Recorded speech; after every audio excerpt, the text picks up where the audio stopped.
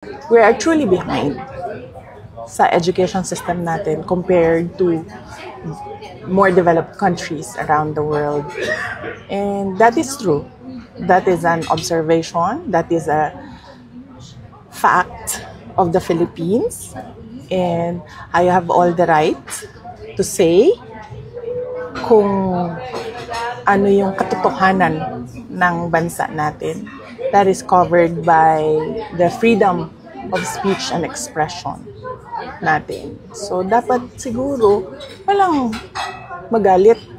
Kasi yun naman yung katotohanan ng bansa natin eh. Saan ba tayo magsisimula mag-isip ng mga solusyon kung hindi natin tanggapin na merong problema yung bayan? Pangalawa, hindi ko maintindihan saan nanggagaling yung total failure ako as a Department of Education Secretary. Kasi iba yung actions ni BBM noong ako ay nag-tender ng resignation. Kung maalala ninyo, that was June 19, 2024. It was a Wednesday. Matagal ko na pinag-isipan yung pagre-resign. Inisip ko na kapag mag-resign ako, habang nasa administration ako, inaatake ako. Pag nag-resign ako, dodoble yung atake sa akin. Posibleng mag-file ng impeachment case sa akin dahil September 2023 pa lang pinag-uusapan na yon. So, matagal ko na hawak-hawak yung resignation letter na yun. Matagal akong pabalik-balik sa Malacanang, pero hindi ko talaga pa naibigay. Pero nung June 19, 2024, dun ko na isip na yun ang pinakatamang panahon na ibigay ko na yung irrevocable resignation ko. Kasi merong meeting sa Malacanang about opening of classes na hindi naman dapat na umaabot sa level ng Pangulo, pero meeting ko no para sa kung kailan magbubukas ang klase. So after nung meeting, mag-request ako kay President Marcos if I can have a few minutes of his time. Meron lang akong ibigay sa kanya na sulat. So, ang ginawa niya, sinabi niya, so ano kasi yon? Meron silang reception area, tapos papasok ka sa isang room. Doon sa room, doon ginagawa yung meetings nila. Merong conference table. Tapos, pinapasok niya ako sa isa pang room doon sa loob.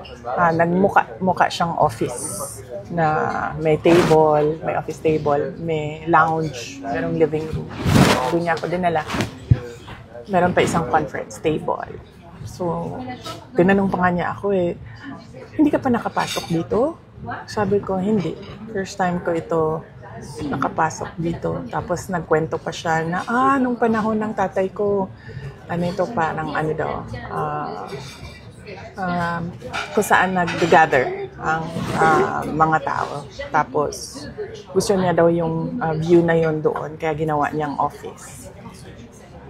Sabi ko, okay. Gumanon lang ako. And then, sinabi ko na sa kanya, may dala ako na letter, ibibigay ko sa'yo. Tapos, binigay ko sa kanya. And then, nung binasa na niya, ang sabi niya, why? Tanong siya sa akin, bakit? Tapos sinabi ko sa kanya, ayaw ko na pag-usapan kung bakit ako mag-resign. Para sa akin ba, kailangan pa ba itanong yun? Hindi mo ba nakikita kung ano yung ginagawa ninyo sa akin?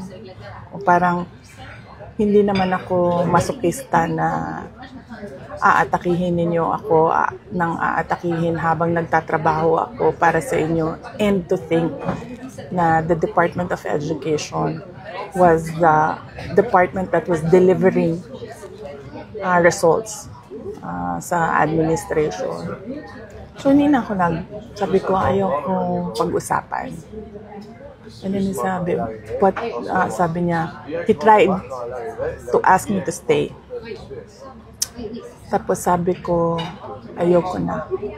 And then, ang sunod niyang ginawa, inofera niya ako, may gusto ka ba na posisyon? Sabi ko, wala akong gustong posisyon. Tapos, ang sunod niyang sinabi sa akin, pwede ka bang tumulong sa midterm elections para sa mga senators? Tapos sabi niya, kasi di ba yung hugpong ng pagbabago, kasali naman yun sa unit team noon. Gumanon siya. Sabi ko, hindi ko, pag-iisipan ko, pero wala pa akong plano para sa 2025 midterm elections ng senators. So, clearly, lahat ng attempts niya to make me reconsider my resignation, na sinabi niya, magstay lang ako as Department Secretary o DepEd, na sinabi niya, gusto ko bang lumipat sa ibang posisyon, sabihin ko daw sa kanya, na sinabi niya, pwede ba akong tumulong sa midterm elections ng 2025. So, hindi iyon actions ng taong tumitingin as failure ako. Action yon ng taong tumitingin na kailangan niya yung trabaho ko. So, hindi ko alam saan nagagaling yung sinasabi nilang failure ako as a Department of Education Secretary. At ang clincher dito, hindi yun eh. Hindi yung gusto niya akong manatili at magtrabaho para sa kanya sa administrasyon. Yun yung pag-alis ko, nagbeso-beso siya sa akin. This was 10:25 or 10:30 in the morning. Maba sa oras ko. Hindi lang ako sigurado sa oras. Yes, tama.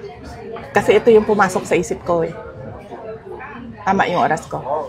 10:25, 10:30 naman. Amoy alak siya. At kung ako ang pahulain, kung ano yung alak na yon, whiskey.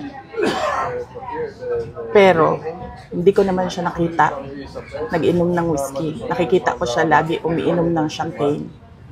Pero amoy alak siya at 10:30 in the morning. Doon na-confirm yung decision ko na mag-resign. So, hindi ako ang failure. Siguro, ang failure is yung 10:30 pa lang ng umaga, amoy alak ka na.